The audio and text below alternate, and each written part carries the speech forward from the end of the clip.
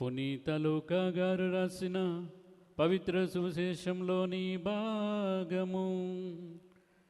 ప్రభువా మీకు మహిమా కలుగునుగాక. లూకా శుభవార్త 17వ అధ్యాయము వచనములు 26 నుంచి. యేసు తన శిష్యులతో ఇట్లా పలికెను: నోవా దినములందు ఎట్లుండెనో మనుష్య కుమారుడు దినములందు అట్లే ఉండెను.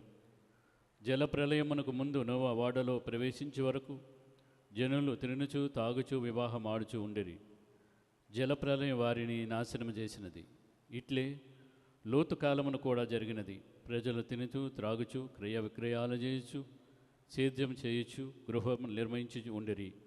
కానీ లోతు సొదొమ నుండి బయలుదేరి దినమననే ఆకాశము నుండి అగ్నిగంధకం వర్షింపగా అందరూ నాశనమయ్యేరి.